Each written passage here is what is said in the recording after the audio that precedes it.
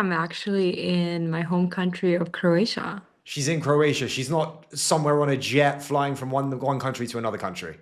Well, the Nimbus jet is not done yet, so I can't fly it. So I have to use the buses and walking and my marathons to get my way. I was in Rome over the weekend, then we have a big event in Paris, then classic London stuff, then a big event with Index in New York with 11 Labs. So it's like cool stuff, but like now I'm like, hiding in my cave and just like doing admin work. Like sometimes you have to do that as well. Eva's in the Eva cave. Eva, give us some context into you for the stream, like who you are, the background. Yeah, well, I'm your good friend, first of all. I think that's the most important because you're amazing. Second of all, I'm a little bit of everything. I'm a founder, I'm a VC scout for many family offices and some venture funds. And I'm two times Columbia University graduate who splits my time between US and the UK. And then since having a big, very big root of, I feel like being underdog everywhere where I am, because I'm originally from Croatia, which is like a country that's as old as me.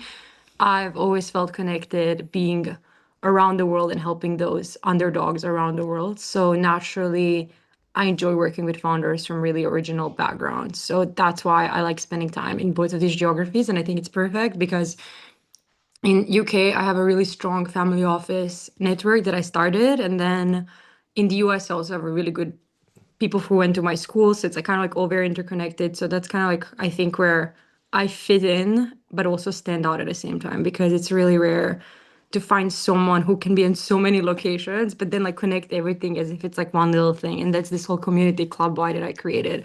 So it's like if you're, come to Paris and you're like, Eva, I need to meet like five people. We're gonna have five club bars for you and all these other hubs that we have. So it's to keep everyone connected as they're working really hard on the things that they're building as founders or Talk as to me. Why investors is as it well. called Club Y? A lot of people think that it's Y Club. So we've noticed that. We've had like a logo and actually David made it. David was on your podcast as well. Like David is my like, head of design like in anything I do. And we worked on it together. I'm really good at names, but I was like, I thought it would be cool to call it Club Y because of a lot of our founders have completed Y Combinator or they want to go to Y Combinator. So there is a bit of a YC reference in there. But I also am like a very big like metaphor type of like person. So if you say why, that means like why are you part of this club? Like the word why. And Mm. then also the X and the Y axis, because with the Y axis is when you accelerate. So there's like a lot of that. And obviously I'm really, really grateful about my education that it was in Ivy League. So that also has Y in it. So it's like a lot of connections have with the letter Y.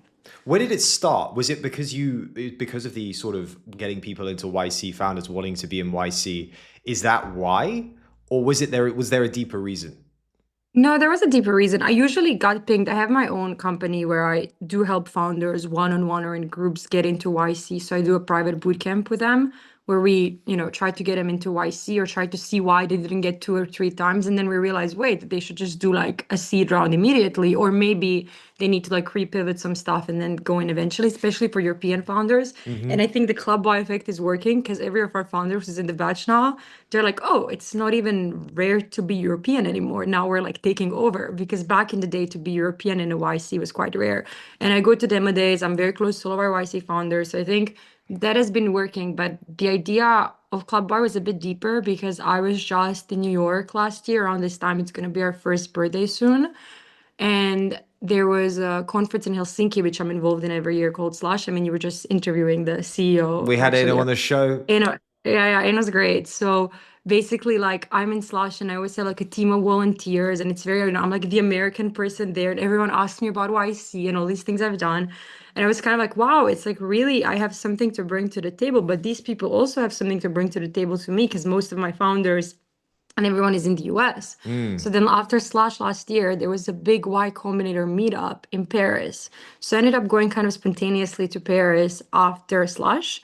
And there was a big YC event. And I realized how many people were pinging me, like, Eva, can I get into the event? Can you help me? Because it was like kind of like a hard event to get into. And I was like, oh my God, like, and I already had this group chats, like some group chats that I'm kind of like big. So it's kind of like this like secret, founder community online that I really like to be involved in because I like to Hmm. give back, but also see what's going on in the scene. And then I was like, no, I can't get anyone in, but like, let's meet after or whatever. And then it was Thanksgiving, like American Thanksgiving. And a lot of us were like American, even though bear in mind, I'm Croatian. Like, I'm not American, but I lived there for 10 years. Like, I'm super rooted in the culture for whether that's a student, a startup founder, a VC. Like, America is like, it means a lot to me. And there was Thanksgiving, and there was this event. And I was like, why don't we just gather all of these cool founders who just flew in after Slush, were kind of staying in Europe, like even the YC partners like did Slush and then stayed in Europe. And why don't we do like a Thanksgiving for people who can't do Thanksgiving back home because they can't fly back home? So I was like, let's call this Club Y and let's figure out like a Thanksgiving for all these founders who are in the city, even the ones who don't live in the US, because for them it's gonna be like an experience of what like how big this is for us. And then Hmm. in one of the chats in one of our like partner communities, which is called York Seed, I announced that I'm gonna, do like a club wide event, which was gonna be our first event, which was gonna be American Thanksgiving for everyone who's like interested in America. And then basically then we did that and it was really cool. We had like out of nowhere in one group chat, like 20 people show on like 1 hour notice. I called like all the American restaurants in Paris. I was like, we're this big thing, we're a YC event. And then like we didn't know a single person there. I had like no clue about anyone. And now one of them just called me and he's our like tenured member and like he had something like happen in his private life. I'm like, that's it. We're flying you to London. Like we're gonna figure this out. Like we're like a family. So like it's been like a really good like community. A lot of them got into YC after year after. Some of them shut down their startups, which is also really normal. Eliminate and stuff in it. But like I think it's such a good sample size of see when you have a community that's so tight of like the progresses they have been doing and us being together. It's really interesting, the community element, right? Like it's a very in vogue thing right now. You could consistently seeing more and more people doing events. You're consistently seeing this like rare resurgence of community and people wanting to get back in person. In the context of like YC and founders, does it actually help getting around people that are all driving on the same mission, or should they just get on with the work? That's such a good question, Raj, honestly, because when I worked full time for like an accelerator in New Uh York, huh. which was ERA, we would not allow any of our founders to do anything community related. We would be, you need to be, not even conferences, like Slash was not allowed. You need to be at home and work and build. Because However, it feels like a distraction from time to time. Let's be honest. for sure. Like even now I'm building and I'm like in Croatia isolated and not going anywhere. I only go now to events if I'm speaking at them as a panelist or if I'm a judge and also because I'm getting my O1. But otherwise, like to just go and mingle, it's not really a good proactive use of your time. And we had actually few of our founders fail just because of that. And they were our clients, and I would be like, well, if you're around Paris and going for 15 different events every day, when are you actually building and putting things in the Excel and launching? But I think there is a fine line because if it's a community that actually, and that's kind of what we stand for, that is there for you if you're a solo founder, especially if you're focusing on, like you're alone, you're stuck on a problem for months and you have no one to help, then these communities are great. And that's similar to David's community, Unicorn Mafia. Like if you're in the community that is really, really niche, Hmm. then that's amazing. But if you go just to see like the next big CEO speaking that you can have on the YouTube in the background while you're working, that's a better ROI for you if you want to be like a really successful founders. So if you need this kind of like like loneliness, like no co-founder type of thing, like then these communities can actually, uplift you.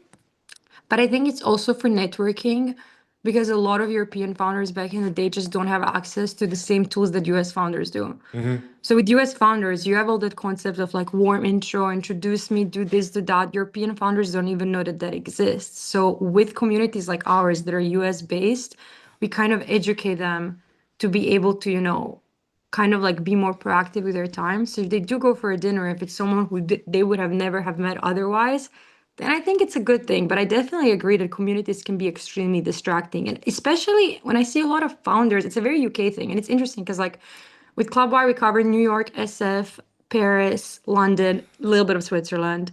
And like in London, it's been very much like work your day job and then have another, then work on your startup and then have a community as well. And that seems to me that that's too many things What going does it on. look It's like in SF?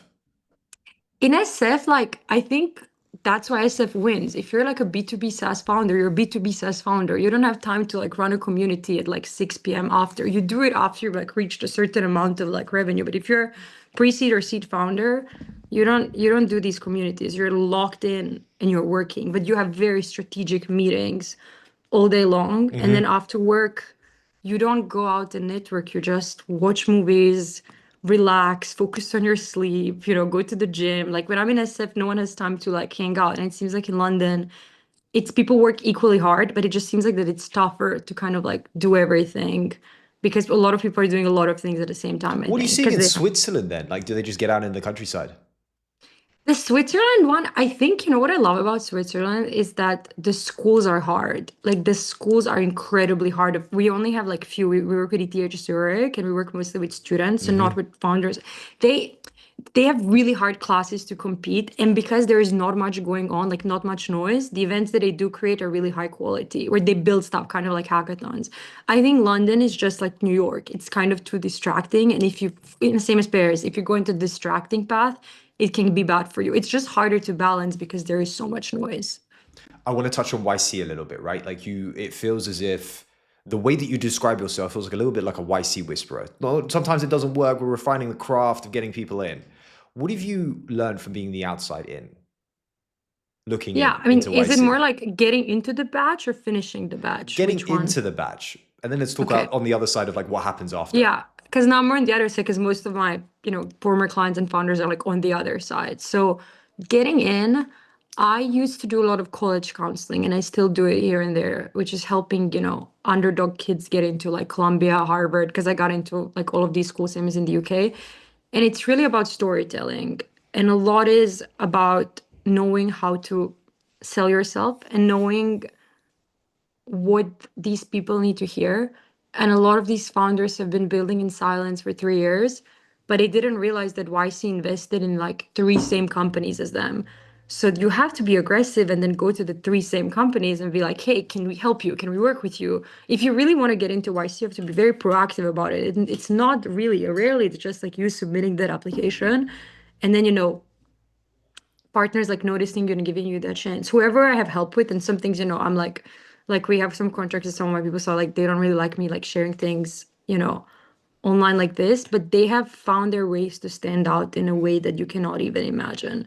And now they're like in the batch. So there is a way to obviously get in normally, apply, submit your thing, but like there's a referral button and that button exists for a reason. So if you can find a way to have people refer you to YC, and if you can have the people really believe in you and your startup, because these YC founders are busy, especially after the batch, because their focus is Series A, then there's a way to, work on like a person like me for the storytelling and seeing what didn't work. Because if you have been rejected twice, there is a reason for that. But that doesn't mean the third time you're not going to get in. It just something needs to be changed. And a lot of times it's just knowing what to focus on for the next YC application. So it depends founder for founder, but sometimes it can be traction. Sometimes it can be add a non-technical person if the team is too technical. Sometimes it can be get more PR and media coverage so they can notice you in like the pile of these applications. If you're like on Twitter or if there's Forbes featuring you, then Vice is gonna be like, wait, these kids have applied. Let me like look into their things. It's just like I'm in VC, like what is in front of your It's LinkedIn all is in just front of you. signaling, isn't it? Yeah, like you have to work on your signaling really well. And then if better people can signal you, and if your idea actually is like gonna work, and if you have like a solid background, or even if you don't have like, on paper background, Mm. you have to find a way to like sell yourself to them. It's like same as getting into Harvard or Columbia. What does it look I like it post really batch? depends. Post batch is really different because post batch, like there's like you kind of go in like a high because everything you do, every launch that you do, everything we're doing in silence get published immediately to a million people. Hmm. So it's like you're kind of like a celebrity of like SF, celebrity of the world. Everything's amazing. Then you have the fundraise, and then most of the people successfully fundraise their $3 million rounds or, up depending on how much they need. But then it's like, what do you do with the money? It's kind of like when you graduate again, because I went to an Ivy League school. It's like, okay, you graduated, but what's now? Now it's not about just like being a celebrity for the rest of your life because you finished Harvard. It's about what can you do with that. So now a lot of them again have to hide in their caves and go to, especially doing B2B and just like focus on their customers, grow their numbers to prove back to their investors that they're the top 1% of the person who can build this. And now it's way harder in the YC because there's so many more companies and there's four batches. So the partners don't have as much of a time to be, hands-on with you when the batch is over Hmm. because the batches are way larger and usually you have your competitors directly in the batch. With one of the founders who was a part of Club Y, they had three direct competitors in the batch, right? So it's kind of like YC invested in all three, but now it's really one who can take that market because the market is only so small. Or if you're doing consumer, you have to, like separate your time of like being on podcasts, being on interviews, but really building. So the pressure is really higher because you're backed by a public backer. So it's just like a different type of game. So when I work with them now, most of them are currently like a very specialized conferences or either, pivoting their products if they need to. Maybe like depending on which batch, like fall batches at a very, sorry, spring batches at a very different stage than my summer batch. But yeah, most of my summer batch people right now are either like at very intense conferences trying to, grow their numbers, or if they're doing consumer, doing PR. But it just like, let's say that like this, if you're a pre-seed founder, pre-YC, you already like don't have a life. You have to be like locked in and like, figure this out. But this is like you don't have a life, but then you also have investors above you and like PR and like expectations from even more people for you to figure it out. But it gets more fun because people have validated your idea and then you have the capital to execute on all these things. But it's still not easy. What's your take on this buzzy uh attention grabbing type of content that all of it, like it feels like every startup is producing right now? Yeah, I know, right? I mean, like, I would love to speak with you on that one-on-one. I feel like it's such a big opportunity. Like, I think it's like it was almost like the feedback I was telling people like 5 years ago, like, guys, like you're building a cool thing, but no one knows about this. You need to post like a photo at least of be like, hey, we're in an aerospace factory building something cool. Then obviously a VC investor is going to be like, oh, wait, that's amazing. But if you post a short-term video that can go viral, it can reach an investor that you don't even know exists. And then they can like just between the lines see how likable is this founder?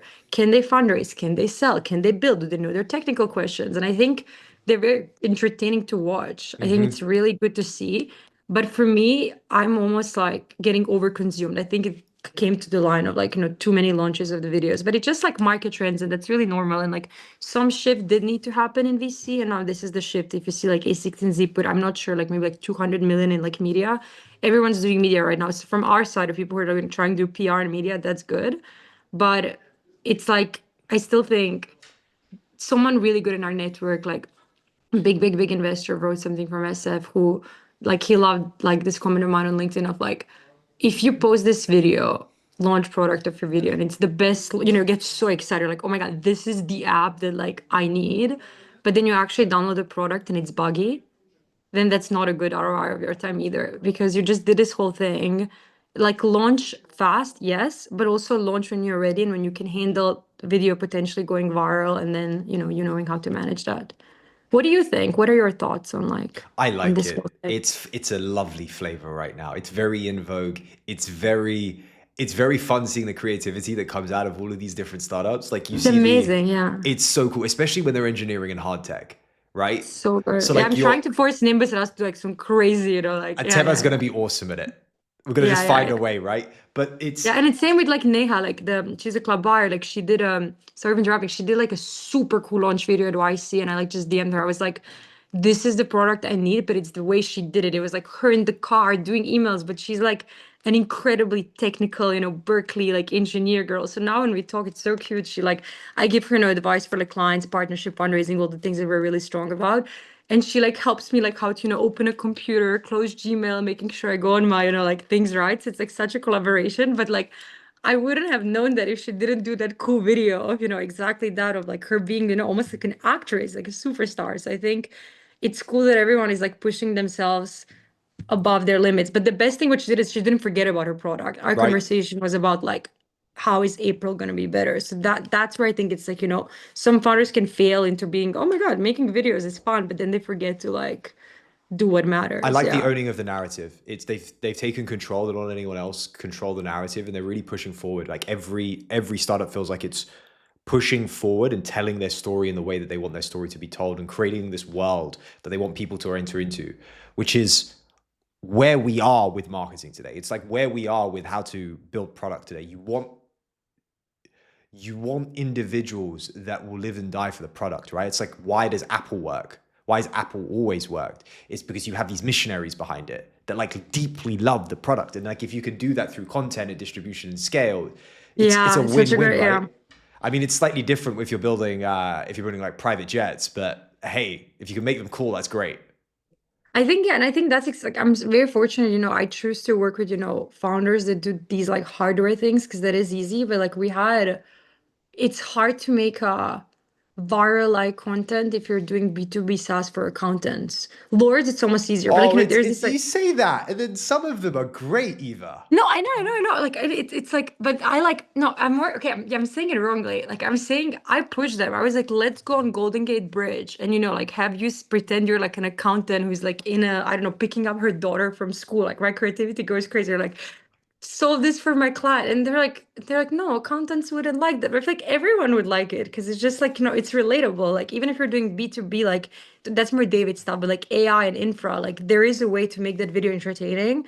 And that's all that matters because then you really see the innovation behind it. But you have to be really thoughtful about it. And I think these founders of mine who are like extreme like SaaS, they don't really, I don't know, I haven't seen like send me a good like SaaS launch one where I'm I like, got you. Do you know who did a yeah, yeah, yeah. really great SaaS launch?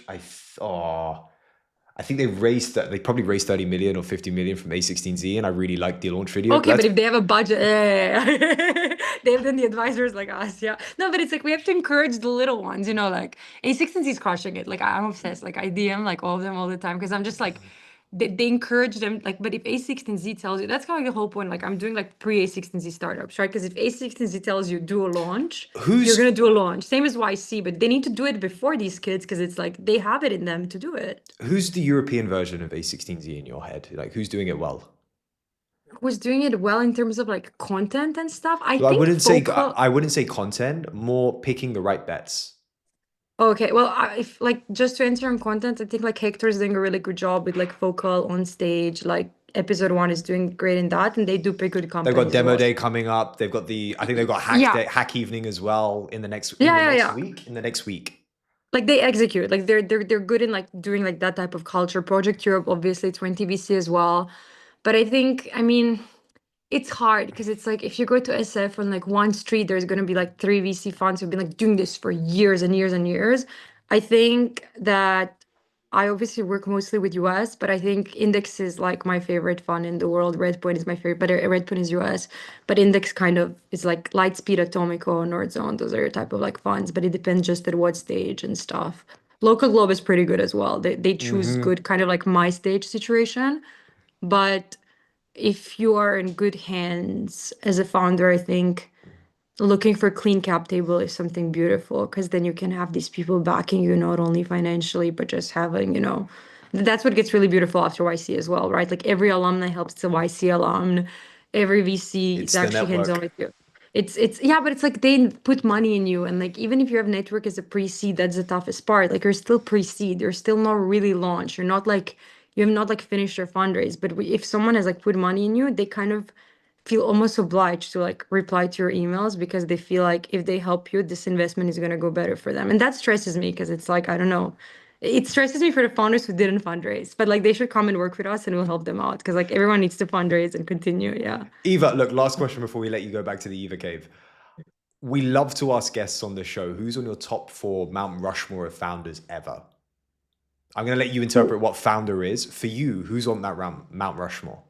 Yeah, I feel like founder is such a big word. I am obsessed with like this person's not a founder. He's gonna hate it. I said his name, but like for me, David Gilbert, like from London, is like another level because this kid can build like he did a 20 hour project. So like when they built, sold, and launched the company Hmm. in 20 The 20-hour hours. company, we covered it. Yeah, yeah. Yeah. You covered it. And like we also like Club Eye was like a part of it.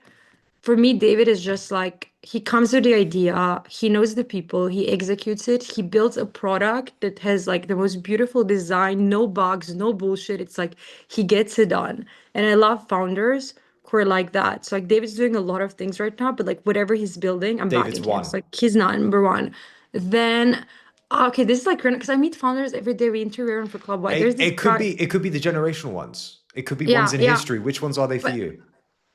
I love Jeff Bezos. I think he's genius. Like what I love about Jeff and like when I work with family offices, we kind of were like, like surrounded by like his network. It's like this guy like has built so many secret products that no one knows about as well at the same time as Amazon, but Amazon was always the core of it.